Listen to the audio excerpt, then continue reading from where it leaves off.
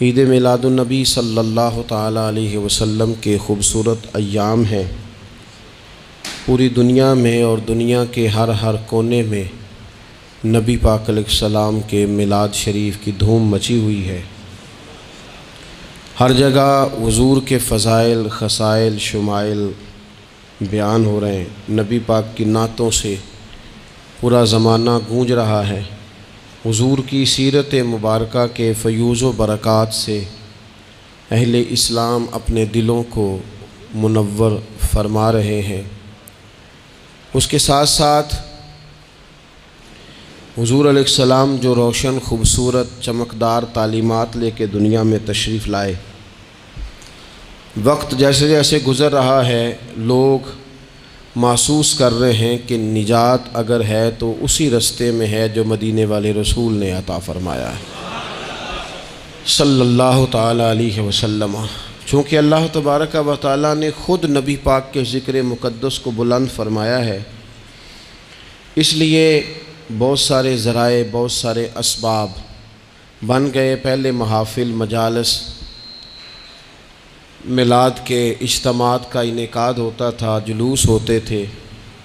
اب یہ کہ بڑے بڑے ٹی وی چینل اور دنیا کے بڑے بڑے نشریاتی ادارے، آپ جس طرف بھی دیکھیں گے رسول پاک علیہ السلام کا تذکرہ کرتے نظر آئیں گے۔ بہت پہلے کہا تھا اعلیٰ حضرت نے کہ عرش پہ تازہ چھیڑ چھاڑ اور فرش پہ طرفہ دھوم دھام، کان جدھر بھی لگائیے تیری ہی داستان ہے۔ کان جدھر بھی لگائیے تیری ہی داستان ہے۔ ہر جگہ حضور کے ذکر پاک نے روشنی بکھیری ہوئی ہے۔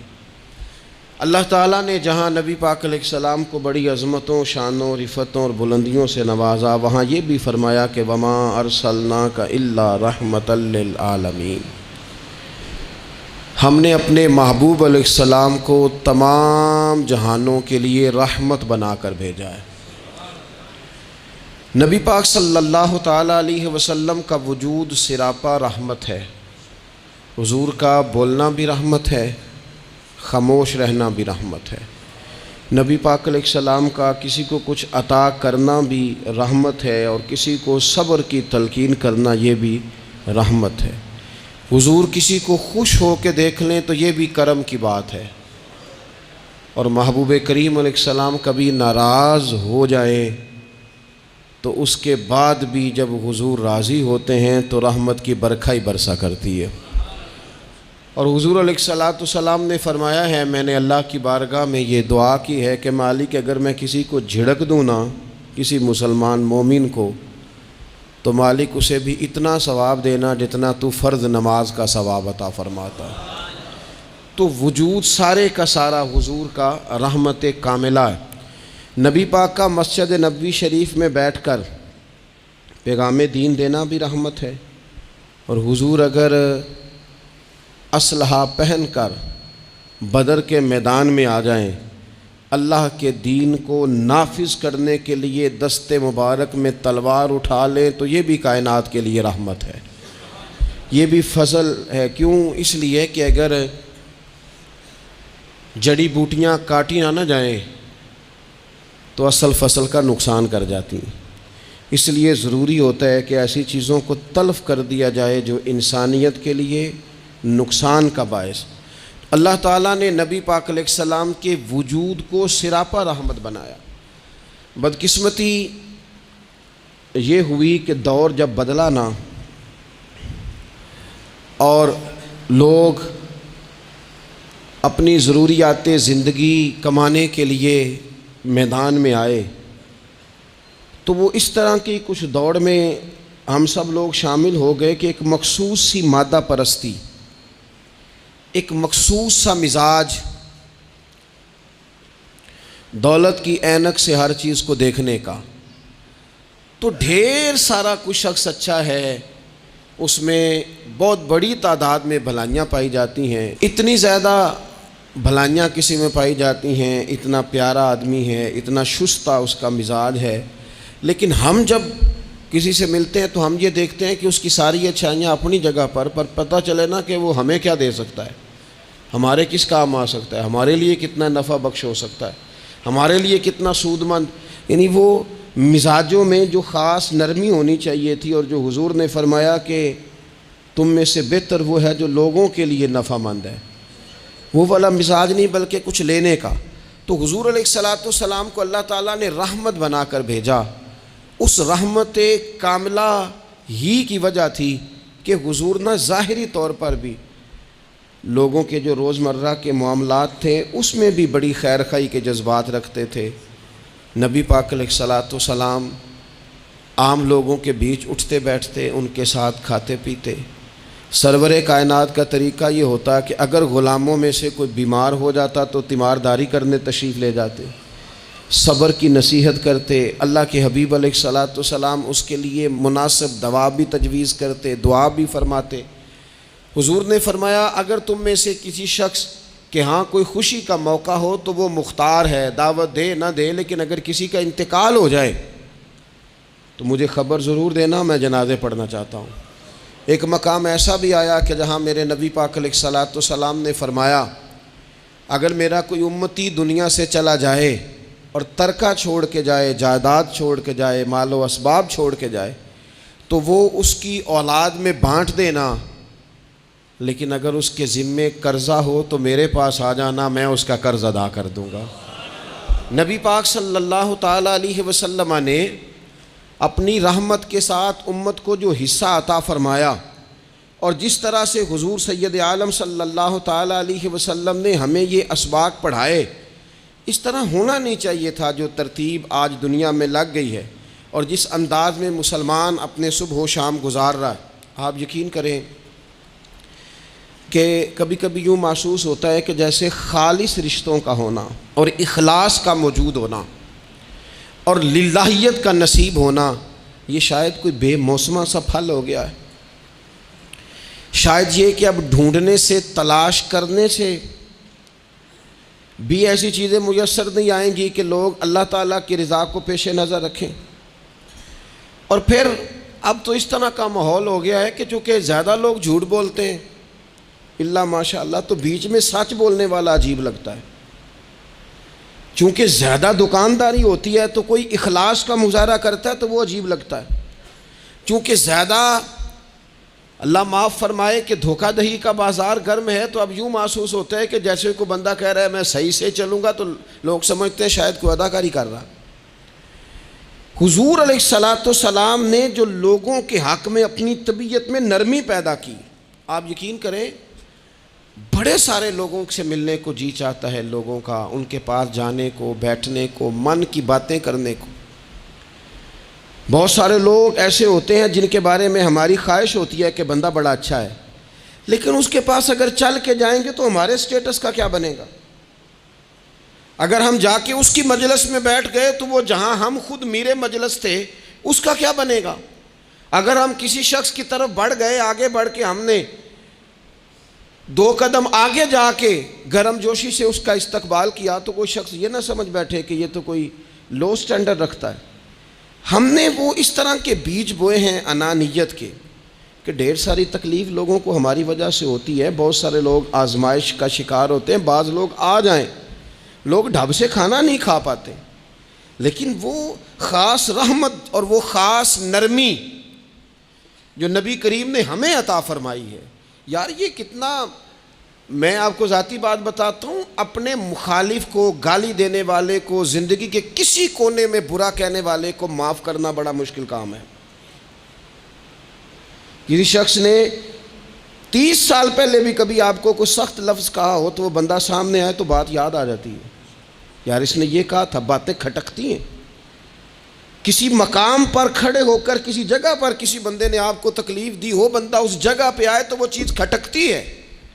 لیکن یہ اعزاز صرف رحمت للعالمین محبوب کا ہے کہ حضور کے سامنے جب وہ لوگ پیش ہوئے، حضرت وحشی جیسے کہ جنہوں نے پورا وجود کاٹ دیا تھا حضرت امیر حمزہ کا اور کان ناک آنکھیں نکال دی تھی، انہوں نے آ کے عرض کی حضور ہمارے جیسے گناہگار بھی آئیں تو معافی ہو جاتی ہے. فرمایا ہو جاتی ہے تو پڑھ کلمہ ہم فوراً ہی معاف کر دیں گے. اور جو فتح مکہ کے موقع پر نبی پاک علیہ الصلوۃ والسلام نے فرمایا ہے نا، فتح مکہ کے موقع پر، وہ تو بات ہی بڑی انوکھی ہے. انہوں نے کہا تھا آپ ہم سے کیا سلوک کرنے والے ہیں؟ تو فرمایا سلوک کیا کرنا ہے؟ جو پیچھے ہو چکا ہے نا اس کا ذکر بھی نہیں کرنا، کتاب کے پچھلے صفحے پلٹنے ہی نہیں، یاد ماضی یہ عنوان چھیڑنا ہی نہیں. جو ہو گیا سو ہو گیا. یہ خاص رحمت کاملہ اللہ تعالیٰ نے اگر عطا فرمائی ہے تو میرے اور آپ کے پیارے رسول ہی کو عطا فرمائی ہے. یہ خاص جذبات اور یہ خاص کیفیات حضور نا، دیکھو ماں باپ جو ہوتے ہیں نا اولاد کے حق میں بڑے شفیق ہوتے ہیں. میں بڑی ذمہ داری سے بات کرنے لگا ہوں. ماں باپ کے ساتھ اگر کوئی سب سے بڑھ کے زیادتی کرتا ہے تو کرتی بھی اولاد ہی ہے. بڑا کچھ کر جاتے ہیں بچے، بعض ایسی باتیں بھی کر جاتے ہیں کہ جو اسے نہیں کرنی چاہیے. لیکن کہو نا والد صاحب سے کنارہ کر دیں بچے سے، جس کے 9 بیٹے بھی ہیں اسے بھی کہو نا کہ تو کر ذرا کنارہ کر کے دکھا، نہیں کر سکتا. وہ شفقت پدری جو رب نے اس کے سینے میں رکھ دیا وہ کیسے نکالے گا؟ 20 دفعہ غصہ آیا تو اس نے پلان کیا کہ آج کے بعد نہیں، ختم. اب میں نے بتانا ہے اس کو کہ کس طرح کوئی کسی کے ساتھ زیادتی کرتا ہے، لیکن 1 گھنٹہ بھی نہیں تیرا گزرا، کیونکہ شفقت پدری ہے. خدا را یہ میرا اور آپ کا سب کا معاملہ، اس کو سمجھیے گا. شفقت پدری اگر مرشد ہو نا، کبھی مرشد کریم، تو پرخشیں اڑا دینے والوں کو بھی سینے سے لگانے کا حوصلہ رکھتا ہے، چونکہ وہ شیخ جو ہے اس کا دل جو بڑا ہے. کئی دفعہ سارا سینہ چھلنی ہوتا ہے پر اس سینے چھلنی کرنے والوں کو بھی سینے سے لگانا پڑتا ہے. اس لیے کہ دل دریا سمندروں ڈونگے کون دلاں دیاں جانے، 14 طبق دلے دے اندر تے تمبو وانگوں تانے. مشکل کام ہے استاد صاحب. وہ مطلب ہم نے یہ دیکھا ہے کہ بچے کو اٹھانے کے لیے والد آ گئے کہ نہیں جی نہیں ہم نے نہیں پڑھانا، تو استاد صاحب کہنے نے او میں بڑی محنت کی تھی جی ہم تے چل گیا ہے 6 مہینے ویکھو تے صحیح، میں نے بڑی مشقت کی ہے، یہ راہ میں نہ اسے لے جاؤ. میں نے تو کئی ناشتے نہیں کیے کہ کلاس میں پہنچنا تھا، کئی دفعہ میں نے کھانا چھوڑ دیا کہ مجھے دیر ہو گئی تھی. نہ لے کے نہ جاؤ، میری مشقت ہے. یہ میں آپ کو وہ والی مثالیں دے رہا ہوں جو صرف میرے اور آپ کے عقل کے قریب ہیں. جب تیری 20 غلطیوں سمیت تیرا والد، تیری ماں، تیرے مرشد، تیرے استاد، تیرے بزرگ، تیرا بڑا بھائی تجھے قبول کر لیتے ہیں نا، تو بس سمجھ لے یہ جتنا بھی پیار کرتے ہیں یہ سارا ایک قطرہ ہے، اور محبوب جو محبت کرتے ہیں اس میں سارے دریا سما جایا کرتے ہیں. رسول پاک جو پیار کرتے ہیں نا، نبی کریم جو محبت کرتے ہیں، حضور، اور حضور کو سب سے زیادہ غم کیا رہتا تھا؟ روزی روٹی کا نہیں، اس کا بھی بندوبست کیا، تعلیم و تعلم کا بھی بندوبست کیا. حضور کا سب سے بڑا احساس یہ تھا کہ میری امت دوزخ سے بچ جائے، جنت میں جائے، گمراہ عقائد سے باہر آئے، راہ حق انہیں نصیب ہو. اس کے لیے نبی پاک جد و جہد کرتے. حضور کو روڑے مارنے والے، پتھر مارنے والے، کانٹے بچھانے والے، گردن پہ اوجڑیاں رکھنے والے رات کو سکون سے سو جاتے، اور نبی پاک انہی لوگوں کے لیے رات کو ہاتھ اٹھا کے ہدایت کی دعائیں کرتے رہتے. وہ روڑے مار کے سو گئے جا کے، اور جس نے روڑے مارے وہ نبیوں میں رحمت لقب پانے والا، مرادیں غریبوں کی بر لانے والا. اور کسی نے کہا تھا لے کے پہلو میں غم امت نادار آئے، لے کے پہلو میں غم امت نادار آئے. وہ دیکھو امتی امتی کہتے ہوئے سرکار آئے. وہ دیکھو نا، امتی امتی کہتے ہوئے لے کے پہلو میں غم امت نادار آئے. حضور کے پہلو میں غم ہے امت. یا اللہ مہربانی فرما، یا اللہ مہربانی فرما. اور صبح قیامت بھی ہم سب لوگ نا لائق لوگوں سے اپنا تعلق بناتے ہیں. میں نے دیکھا ہے کہ ساری زندگی کا رشتہ ہے. وہ کسی نے کہا تھا کہ کوئی بندہ مجھے ایسا چاہیے کہ میں اس سے جھوٹ بھی بولوں تو وہ مجھ سے سچ بولے. کچھ لوگ ایسے چاہیے ہوتے ہیں نا زندگی میں کہ وہ طوعاً و کرہاً ساتھ ہی رہے، لیکن یہ ہوتا نہیں، مشکل کام ہے. لوگ کہتے ہیں اگر لائق ہے تو میرا ہے، نالائق ہے تو پھر میرا. بنتے نہیں. یقین کریں آپ سے زندگی میں کوئی خطا ہو گئی کو آپ کا بننے کو تیار نہیں ہوتا، کہتا میرا نہیں تعلق بھائی، میں اس کے لین دین کا بالکل ذمہ دار نہیں، میرا اس کا کوئی رشتہ نہیں، تو جان یہ جان، کاٹ دیا. اور اگر گناہ ہو گیا، غلطی ہو گئی، انسان سے ہو جاتی ہے. اپنی ساری غلطیوں سمیت اپنے آپ سے پیار ہے اور دوسرے سے ایک ہو جائے تو.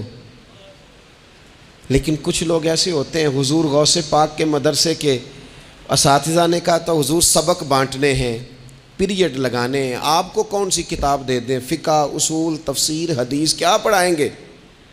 تو آپ فرمانے لگے نہیں، تم مجھے سبق نہ کوئی دو، تم اس طرح کی تقسیم کرو کہ لائق بچے سارے تم رکھ لو، نالائق سارے مجھے دے دو.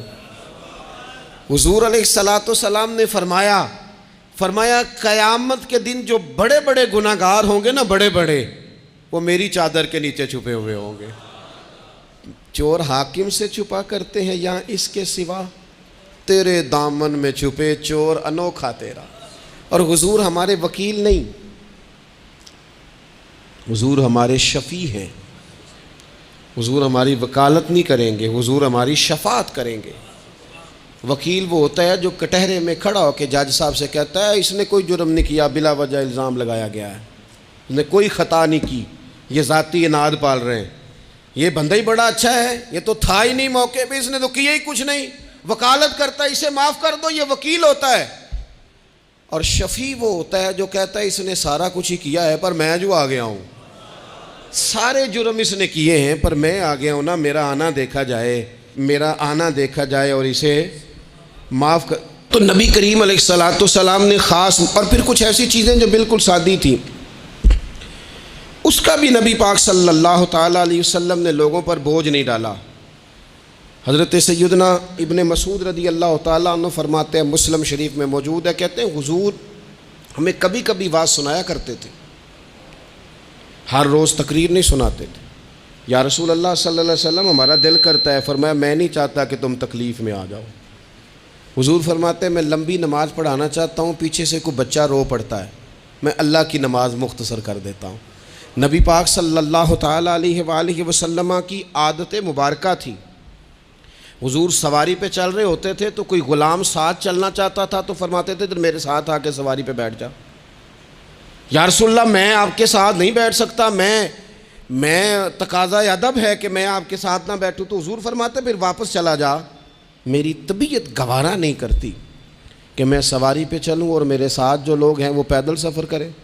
احساسات، جذبات، محبوب کریم کو اللہ تبارک و تعالیٰ نے جو دل عطا کیا. آپ دیکھیں چھوٹے چھوٹے بچوں، وہ ہمارے ہاں نا جی بزرگ ناراض نہ مجھ سے ہو جائیں، ہمارے ہاں بزرگ بعضوں کا شکوہ کرتے ہیں، کہتے ہو کاکا ادھر آئے نا تو میرے نہ سلام نہیں لئی. بھئی آپ لے لیتے سلام، یہ کچھ جھگڑے والی بات ہے؟ آپ سلام کر دیں. رسول پاک کی عادت مبارکہ تھی کہ چھوٹے چھوٹے بچے گلیوں میں ہوتے تو حضور آگے بڑھ کے خود انہیں سلام کہتے، ان کے سروں پہ دست شفقت پھیرتے، ان کی چھوٹی چھوٹی باتیں سنتے، ان کے سوالات کے جواب ارشاد فرماتے. اللہ کے پیارے رسول صلی اللہ تعالیٰ علیہ وسلم کا تو یہ معاملہ تھا کہ عبادت کے معاملے میں بھی جب ایک شخص نے کہا کہ یا رسول اللہ میں ساری رات نماز پڑھا کروں گا، سارا دن روزہ رکھوں گا، تو حضور نے فرمایا نہ، آنکھیں تکلیف میں آ جائیں گی، وجود تھک جائے گا. ایک سرکار کی زوجہ محترمہ ام المومنین نے رسی باندھ لی تھی مسجد نبوی میں کہ میں جب تھک جاؤں گی تو ٹیک لگا لوں گی، پر میں نے پڑھنی ساری رات ہے نماز. اللہ کے محبوب نے فرمایا جتنی دیر طبیعت اجازت دے اتنی دیر پڑھو، باقی آرام کرو. اور فرمایا تمہاری آنکھ کا بھی تمہارے اوپر حق ہے، تمہارے وجود کا بھی تمہارے اوپر حق ہے. یہ ساری چیزیں نبی پاک صلی اللہ تعالیٰ علیہ وسلم کی امت کے ساتھ رحمت پر دلالت کرتی ہیں. اسی طور پر آپ دیکھیں کہ نبی کریم علیہ السلام نے 2-3 دن تراویح پڑھی، پھر صحابہ جمع ہو گئے، زیادہ لوگ آ گئے تو سرکار اندر سے باہر ہی نہیں آئے، حجرے میں رہے. فجر کے وقت آئے تو فرمایا مجھے پتہ تھا تم سارے انتظار میں ہو، اور تم نے دیر تک میرا انتظار کیا، میں جان بوجھ کے نہیں آیا۔ کیوں نہیں آیا یا رسول اللہ صلی اللہ تعالیٰ علیہ وسلم؟ تو حضور فرمانے لگے اس لیے نہیں آیا کہ اگر میں آ جاتا اور کچھ دن مستقل یہ نماز پڑھتا تو میرے دل میں خیال آیا کہیں رب کریم اسے فرض نہ کر دے، تمہیں مشقت ہوگی، تمہیں تکلیف ہوگی، لہٰذا میں حضور دل چاہ رہا ہے نفل عبادت کو، اس لیے نہیں کر رہے کہ امت پر کہیں ضروری ہو جائے۔ حضرت سیدنا عباس فرماتے ہیں کہ ایک انصاری صحابی رات کو مسجد نبوی شریف میں داخل ہوئے، ان دنوں جن دنوں وہ بدر کے قیدیوں کو لایا گیا تھا، تو ان قیدیوں کو رسیاں صحابہ نے زور سے باندھ دی تھی، تو کہتے ہیں کہ میں نے دیکھا نبی کریم علیہ السلام بڑی بے چینی کے عالم میں کبھی ادھر جاتے کبھی ادھر آتے۔ میں نے عرض کی یا رسول اللہ صلی اللہ تعالیٰ علیہ وسلم خیریت ہے؟ تو حضور نے فرمایا ان قیدیوں میں میرے چچا جناب عباس بھی ہیں، وہ ہائے ہائے کرتے ہیں تو مجھے نیند نہیں آتی۔ چلو زیادہ نہیں تو تھوڑا احساس کبھی چچا کا بھی پیدا کرنا چاہیے۔ ویسے چچا چاند نہیں ہوتا، چندہ ہمیشہ ماموں نہیں ہونا ہے۔ چچا جتنا مرضی بھی خوبصورت ہو بیچارہ چاند ہو سکتا نہیں، چندہ ماموں نہیں ہونا ہے، پکی بات۔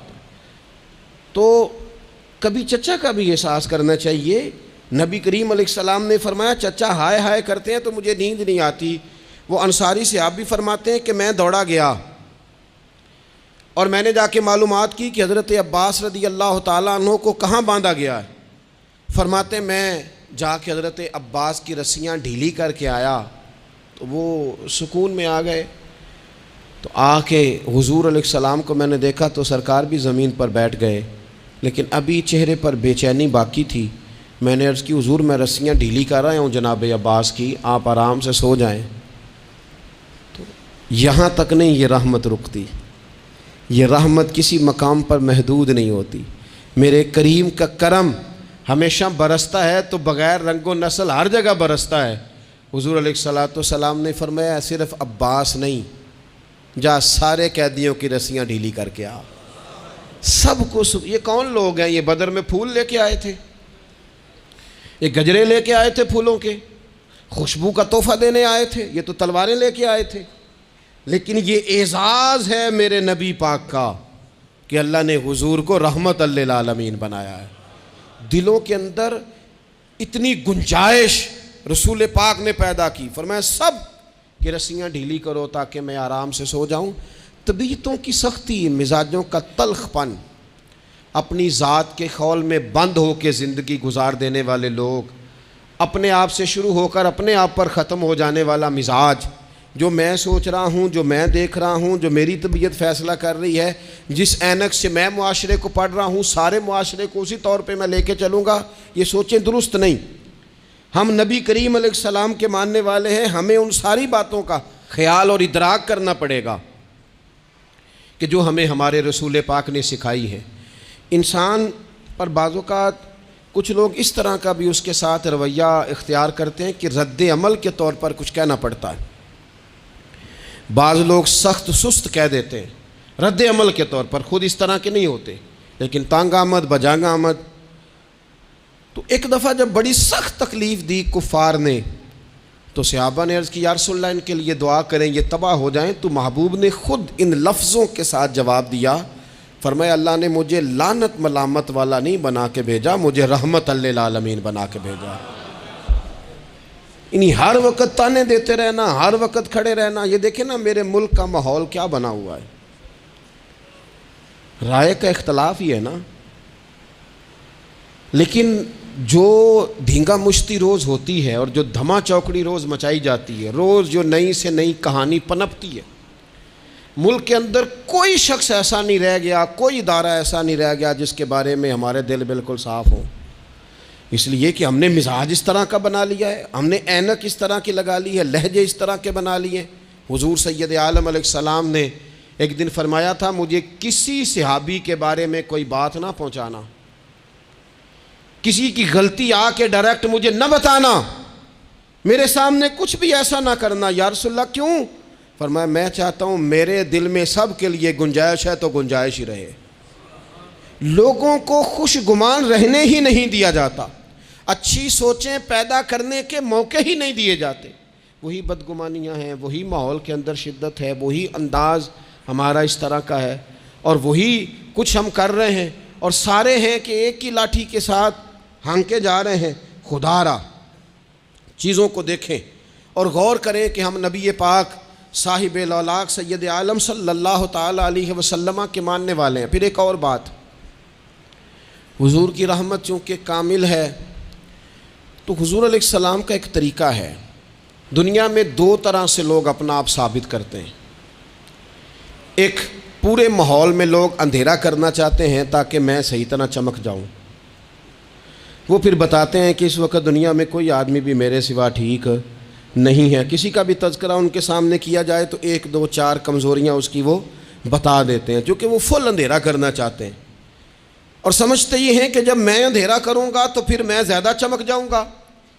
اس لیے باقاعدہ منصوبہ بندی کی جاتی ہے اور باقاعدہ لوگ بٹھائے جاتے ہیں اور کردار کشی کرنا ایک پورا ماحول بنا دیا گیا، اور کوئی بھی شخص اس سے مبرہ نہیں، وہ دینی تعارف رکھتا ہو یا دنیاوی تعارف رکھتا ہو، سیاسی سماجی معاشرے میں کوئی مقام رکھتا ہو یا سیاسی قد کاٹ سے اس کا تعارف ہو.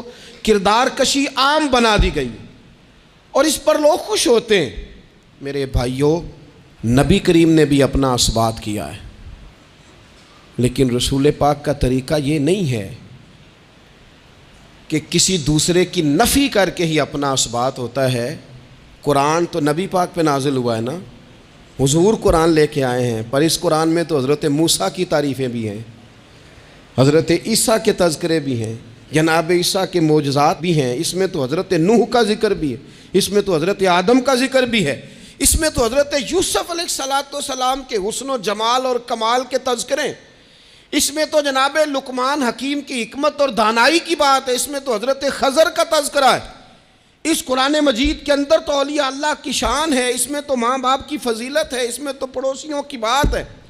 اس قرآن مجید نے تو غریب کی بات کی، یتیم کی بات کی، بیوہ کی بات کی. تو رسول کریم نے بتایا کہ دوسروں کو پیچھے کر کے اپنے آپ کو آگے نہیں کیا جا سکتا. تم سب کو ساتھ لے کے چلو، تمہیں اللہ امامت عطا فرما دے گا. حضور نے تعارف کرایا اپنی امت کو سارے نبیوں کا، رسولوں کا. حضور نے ان کے تذکرے کیے، احادیث میں ان کے تذکرے ہوئے. حضور نے ہر ایک کی شانیں بلند کر کر کے بیان کی اور فرمایا کسی نبی کی بات میرے ساتھ ملا کر اس طرح نہ کرنا کہ ان کی کسر شان ہو جائے معاذ اللہ. میرا اور اس کا تقابل اس طرح نہ کرنا کہ وہاں کسر شان. وہ کسی نے میرے اعلیٰ حضرت کے سامنے کہا تھا نا، شان یوسف جو دبی وہ بھی اسی در پہ دبی. تو اعلیٰ حضرت کہنے لگے حضور تو کسی کو دبانے آئی نہیں، یہ تو کیا بات کر رہا ہے؟ تو کہہ شان یوسف جو بڑی وہ بھی اسی در سے بڑی.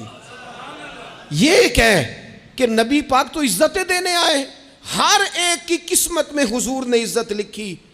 کہا باپ راضی ہو گیا تو رب راضی ہو گیا. فرمایا ماں کے قدموں کے نیچے جنت، بہنوں کی بیٹیوں کی پرورش جو کر کے آئے گا میرے ساتھ جڑ کے انگلیوں کی طرح جنت میں جائے گا. فرمایا تم میں سب سے بہتر وہ جو اپنے گھر والوں کے لیے، اپنی بیوی کے لیے بہتر، میں تم سب سے زیادہ اپنے گھر والوں کے لیے بہتر. فرمایا پڑوسی سے اس نے سلوک کرنے والوں یاد رکھنا کہ اس کے تو حق اتنے زیادہ ہیں کہ ڈر ہے کہ کہیں وراثت میں شامل نہ کر دیا جائے. نبی پاک علیہ السلام نے فرمایا جو بی بی صرف حاملہ ہو، حاملہ، اسے رب کی بارگاہ میں اتنا ہی اجر ملتا ہے جتنا تلوار لے کے جہاد کرنے والے کو ثواب ملتا ہے. اور جب اس کے ہاں بچے کی ولادت ہوتی ہے اللہ اسے شہید جتنا درجہ دیتا ہے. اور جب وہ بچے کو دودھ پلاتی ہے تو ایک ایک گھونٹ کے بدلے رب غلام آزاد کرنے کا ثواب عطا کرتا ہے. یا رسول اللہ اسی کی صرف شان ہے؟ فرمایا نہیں، آدمی کے بال سفید ہو جائیں، مومن مسلمان سفید بالوں والا، اگر تم نے اس کی عزت کی تو سمجھ لینا تم نے اپنے رب کا احترام کیا ہے. یا رسول اللہ تاجر؟ تو فرمایا سچ بول کے تجارت کرنے والا تو قیامت میں نبیوں کے ساتھ ہوگا. یا رسول اللہ یہ عالم، یہ طلباء، یہ دور دراز سے آنے والے لوگ؟ تو محبوب نے فرمایا یہ تو کوئی ڈگری نہیں لیتے، پہلے دن ہی گھر سے نکلتے ہیں تو فرشتے پیروں کے نیچے پر بچھا دیتے ہیں. یا رسول اللہ وہ مزدور دیکھا، مزدور سڑکوں پہ بیٹھا، رول گئے لوگ اپنے مطالبات کے لیے احتجاج کرتے.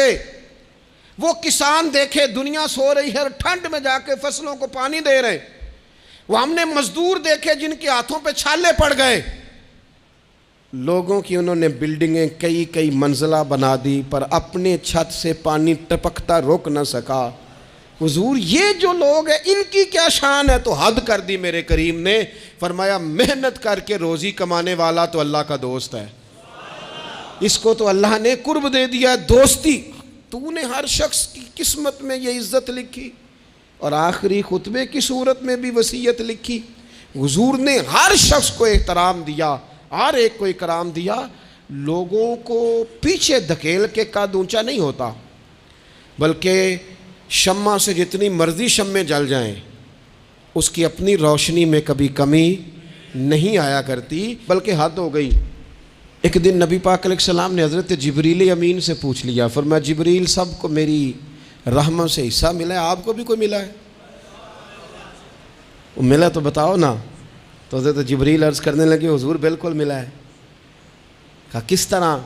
عرض کی یا رسول اللہ جب سے ابلیس کا انجام دیکھا تھا نا ڈر آتا تھا خدا جانے خاتمہ کس طرح کا ہو، لیکن جب آپ آئے قرآن آیا اور قرآن میں حضرت جبریل کا ذکر آیا تو فرماتے ہیں میں سمجھ گیا اب اللہ نے کرم کر دیا ہے، اب طے کر دیا ہے کہ جبریل امین علیہ السلام کے جو اعزازات ہیں وہ ہمیشہ اعزاز ہی رہیں گے۔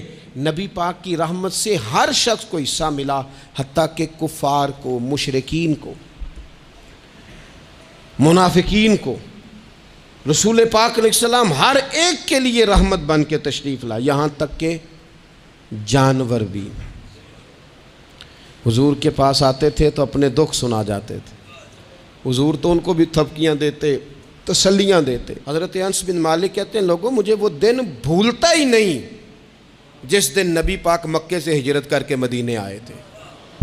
لوگ گلیوں میں، چھتوں پہ حضور کی اونٹنی کے گرد یا رسول اللہ یا محمدہ کی صدائیں ہم نے اپنے کانوں سے سنی۔ ایک بڑی شان رکھنے والا قبیلہ بنو نجار، اس کی بچیاں کونے میں دف لے کے بیٹھ گئیں، کہنے لگی یہ نہ سمجھنا کہ ہم کوئی عام ہے، ہم بہت بڑے خاندان کی بیٹیاں ہیں، لیکن آج یہاں اس لیے بیٹھی ہیں کہ دیکھو تو صحیح ہمارے پاس آیا کون ہے۔ وہ ننھی بچیاں جو بیٹھ کر وہاں دف بجاتی تھیں وہ رسول پاک کی جانب اشارے کر کے گاتی تھیں اور کہتی تھی ہم ہیں بچیاں نجار کے عالی گھرانے کی، ہمیں خوشی ہے آمنہ کے لال کے تشریف لانے کی، خوشی ہے آمنہ کے لال کے، بس رہے گا یوں ہی ان کا چرچا رہے گا یوں ہی ان کا، پڑے خاک ہو جائیں جل جانے والے، آخر دعویٰ یعنی الحمد۔